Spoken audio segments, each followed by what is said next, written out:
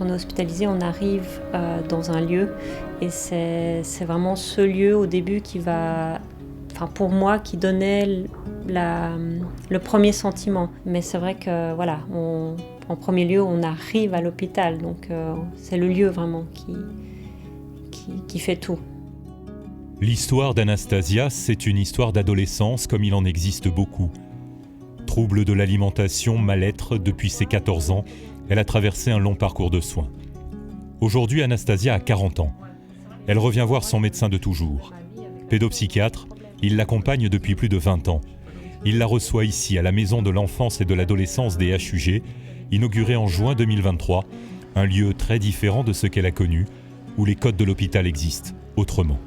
Là, il y avait vraiment cette idée d'en faire un lieu qui considère à la fois les patients, les familles, les collaborateurs, donc où on sait que l'architecture a un effet sur comment les gens se sentent. Donc c'était très présent d'emblée dans la conceptualisation en fait. Je suis assez fascinée par la façon dont le lieu a été pensé, entre ce qui est aujourd'hui et ce que j'ai connu. Enfin, c'est tellement... c'est incomparable, c'est deux mondes complètement différents. MEA, 3 lettres capitales pour Maison de l'enfance et de l'adolescence. Un lieu différent qui offre une prise en charge globale pour la santé mentale des enfants et adolescents jusqu'à 18 ans, ainsi que des consultations médicales pour les jeunes jusqu'à 25 ans. Ici, tout a été repensé, même le mot maison, venu remplacer le mot hôpital. Le mot maison était là depuis le départ en fait. On a toujours appelé ça la maison. Et c'était important pour nous pour justement sortir un peu du contexte seulement hôpital. Et on a voulu créer un hôpital autrement. La pédopsychiatrie, ça va de 0 à 18 ans. Donc un bébé, on ne le prend pas de la même manière en charge qu'un enfant en âge scolaire, qu'un adolescent. Un adolescent qui a besoin d'être hospitalisé, qui va très mal.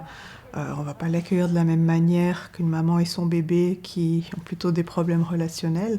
Tout le monde se retrouve ici sans discrimination. C'est un lieu de soins pour tout le monde et pour de nombreuses pathologies, mais surtout de nombreux profils de patients, de familles. L'accueil, une porte d'entrée administrative, mais pas seulement. Bonjour. Bonjour, vous avez rendez-vous ? Oui.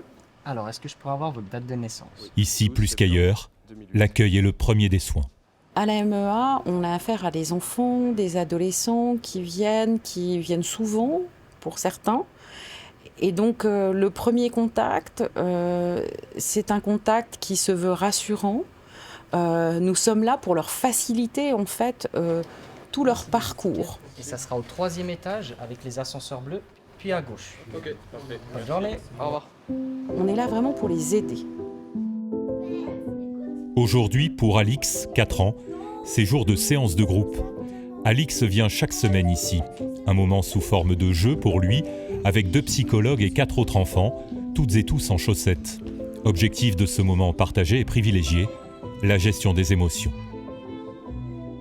Dès la première fois où on est venu, Alix est entrée en courant dans le bâtiment et on a tout de suite vu la différence au niveau de son comportement, de ses réactions.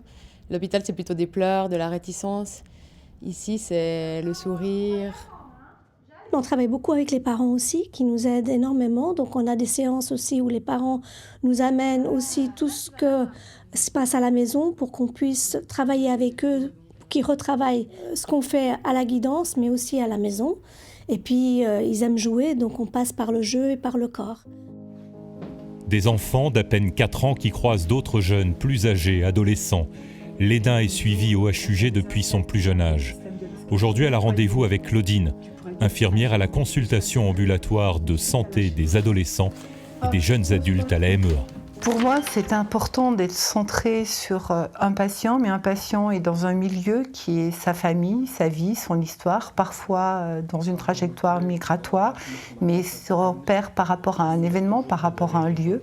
Tout ce qui se passe en extérieur impacte le patient, aussi bien au niveau de sa pensée qu'au niveau de sa santé. En tout cas, moi, ça me fait du bien justement d'être suivie, ça me fait du bien de me sentir entourée et d'avoir confiance. Même Claudine, j'ai trop confiance en elle. Genre, je lui raconte tout, je lui dis tout. Genre, on a trop une belle relation, j'aime trop. Si tu regardes ton bras, tu vois rien. T'es d'accord? On voit pas grand-chose.